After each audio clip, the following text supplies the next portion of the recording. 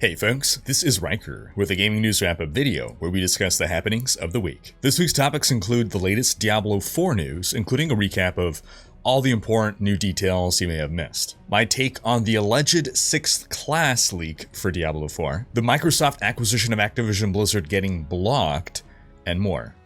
As always, discussion timestamps can be found in the description below, but right before you skip ahead, just a quick reminder to ring that sub notification bell to be alerted to new Saturday episodes and stay up to date with gaming news highlights. But before I move on, a quick word from this video's sponsor, Cakewalk. Cakewalk is a new way for fans to support their favorite creators. You participate in sponsored activities, the creator earns a tip, and you also get cash back for every tip that you send. As a creator, Cakewalk serves as a link in bio service that collects all your social links on one platform while also letting you monetize that platform. It's super easy to sign up and create a profile, navigate your dashboard, check out your important analytics stats about your audience. It's so simple. It's a cakewalk. I mean, it's in the name. It takes just seconds to register and set up your profile. Then the offers are all updated automatically and get customized to your audience. You can even incentivize tipping by offering exclusive content to your supporters when they tip above a certain amount. Then for fans, creators can set a percentage that you get as cashback in the form of gift cards at hundreds of different retailers. And that's without spending a dime yourself, because you can send tips for free just by completing sponsored activities listed on the creator's Cakewalk. You can check out my Cakewalk offer wall at cakewalks.io/Rhykker, or if you're a creator, click the link in the description or scan the QR code to sign up. It's a new way to engage with your audience and earn tips. Starting with Diablo 4 news. Blizzard has confirmed that once you beat the campaign one time, you can then choose to skip the campaign on subsequent characters, similar to Diablo 3's adventure mode. And this should carry over season to season as well, so you don't have to play the campaign every season. You can choose to, but you don't have to. Then on Twitter, Associate Game Director Joe Pipora clarified that it'll take the average player over 150 hours to reach level 100. That's the max level in the game. To clarify though, Diablo 4 is more like Diablo 2 or Path of Exile with respect to leveling. That is, you don't need to reach level 100.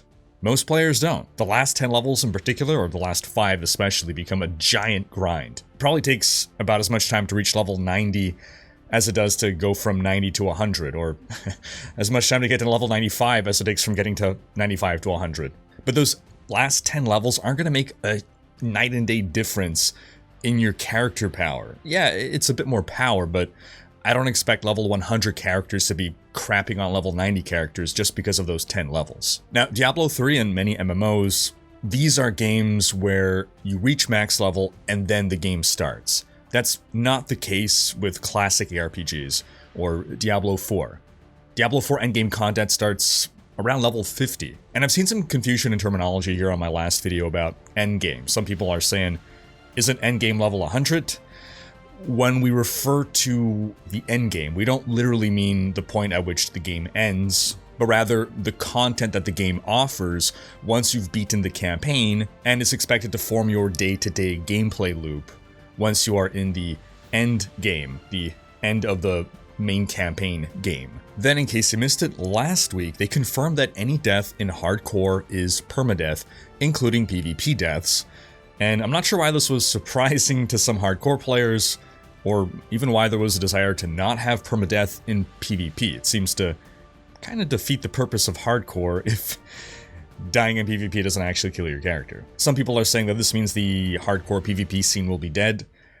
I mean, I think it just means only the most hardcore of the hardcore are gonna PvP. Then another thing some folks may have missed from the dev livestream last week, the updated in-game font. Thanks to Wowhead for this comparison image, you can see the new serif font in action. It certainly feels more medieval and immersive. Legibility seems to have taken a bit of a hit though. The classic wisdom with fonts is that serifs read better in print, while sans serif fonts read better on screens. But we should also point out here that the new font image in this comparison is a lower quality screen grab, which artificially makes it harder to read. While I was playing last week, I didn't recall having any issues reading anything, and no fonts also really stuck out to me, which is what you want. Some things are things you only notice if they're wrong or they feel off. And then speaking of the live stream, I've released a video this week talking about my experience playing Diablo 4's endgame at Blizzard's offices. In the video, I break down Diablo 4's endgame loop and how the various activities tie together. This sparked some new questions from you folks. I've answered some in the comments on that video. I'll answer a couple here as well.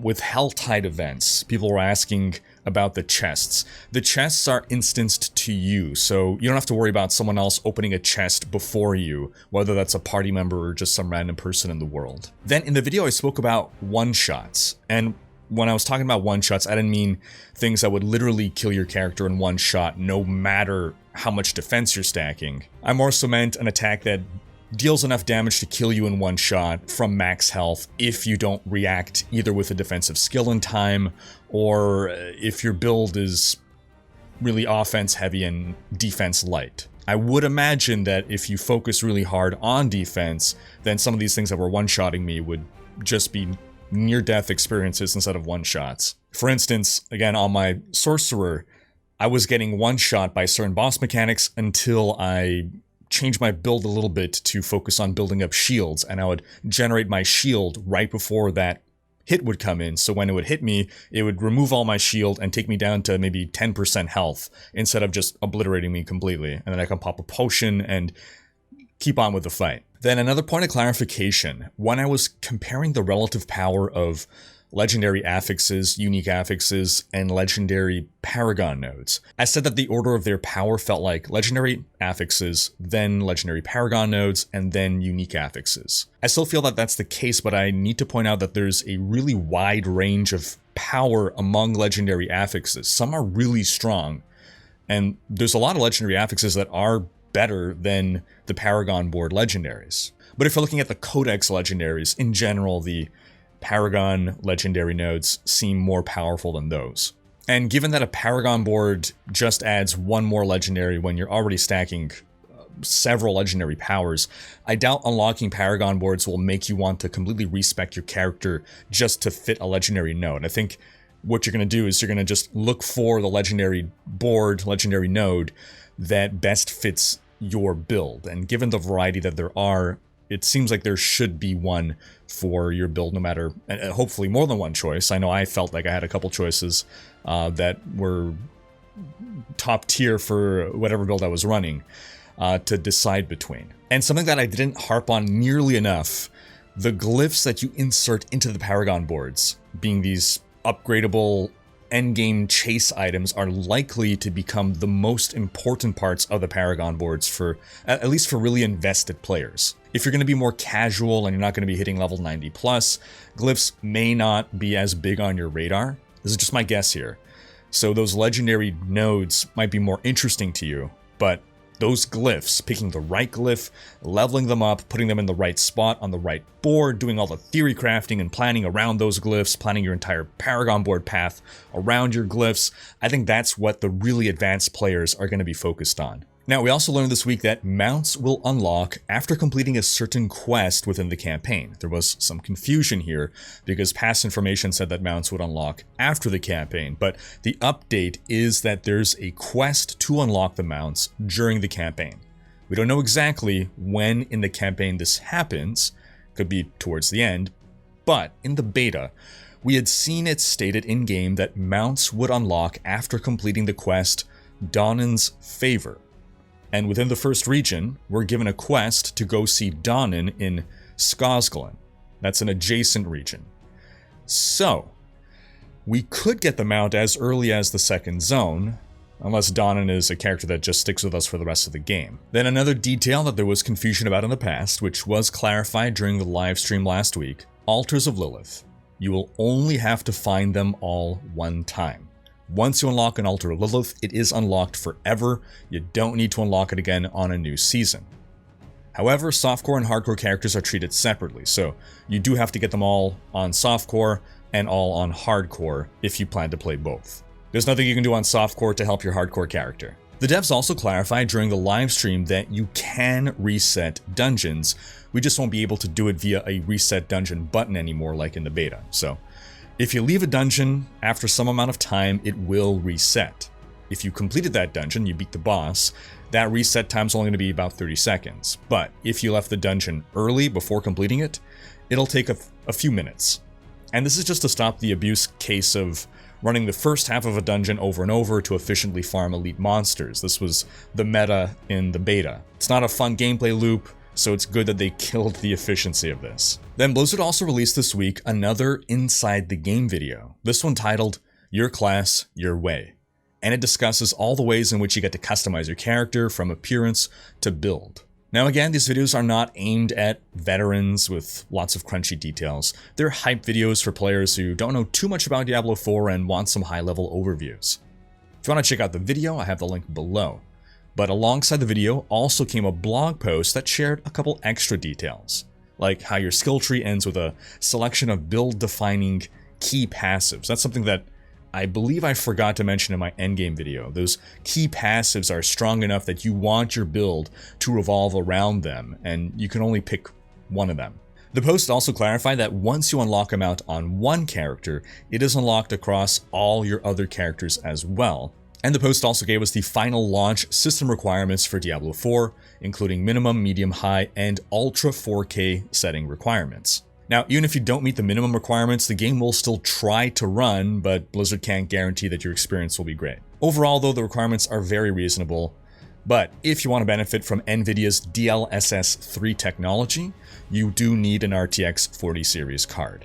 Then, since my last news video, we got the remaining class trailers for each launch class: the Necromancer, Druid, and Barbarian, on top of the already released Rogue and Sorcerer.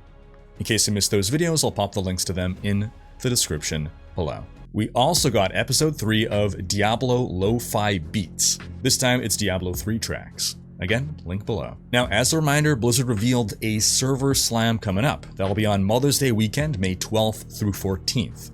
Anyone can jump in and play. You don't have to have bought the game pre-ordered. It is a free-for-all. They want to stress test their servers in time for launch, and they're incentivizing players to come back for this, or new players to join in, by first off allowing players to get all the rewards from the past betas, including that delightful wolf puppy backpack. Plus, they've added a new cosmetic reward that you can unlock, a trophy that you hang from your mount. To get this cosmetic, you need to defeat the world boss Ashava while you are level 20. This will be the new max level in the beta, not 25 like last time. Now, you won't get the cosmetic unless you are level 20, so you have no reason to enter the Ashava fight before you are level 20. Ashava's gonna be spawning more frequently than in the past betas. She'll spawn every 3 hours, so just get to 20 first, then go for Ashava. Don't go in there at level 10 and stick around the edge of the fight, making it more challenging for everyone as you don't contribute. It's not gonna serve any purpose for you. Now, a tip for fighting Ashava. She has these big scary area attacks that swoop across basically the entire screen, making it rather difficult for ranged classes if you don't properly time your dodge to get out of that range. But if you get close to Ashava and you stay away from her mouth and you stick near her butt, you're relatively safe. Her big swooping arm attacks don't hit people right next to her. Also note that during this beta, the drop rates will no longer be inflated like they were in the past beta. You can expect them to be reflective of the final version of the game.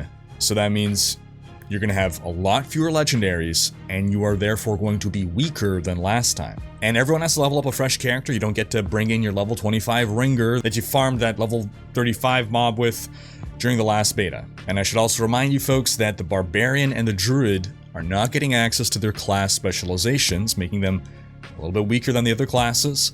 And the Barbarian in particular really starts to shine once you get some supporting legendary items into your build. Legendary drop rate's going to be a lot lower, so these two classes may not be the best choice if you're looking for the easiest, fastest way to get your cosmetic. Of course, pick whatever you'd like to have fun with. Level 20 is faster to reach than level 25, and you will have multiple opportunities to fight Ashava. I'm probably going to pick Rogue again.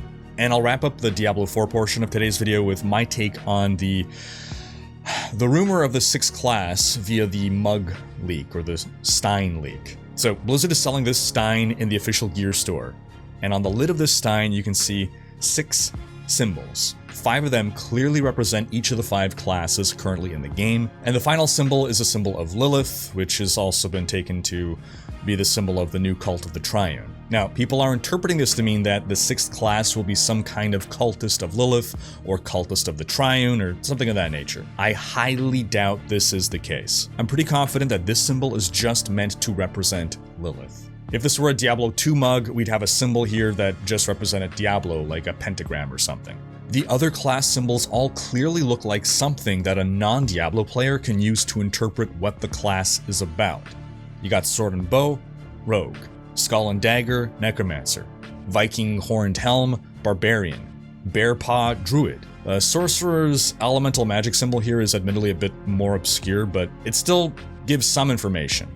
Whereas the symbol of Lilith is something that, while I actually personally believe there is a lot of symbolism in there representing Lilith herself, it's not something that would allow a random gamer to guess what a class is about based on just this symbol. It gives no data. So it's just in stark contrast to the other symbols that clearly give away a lot of information.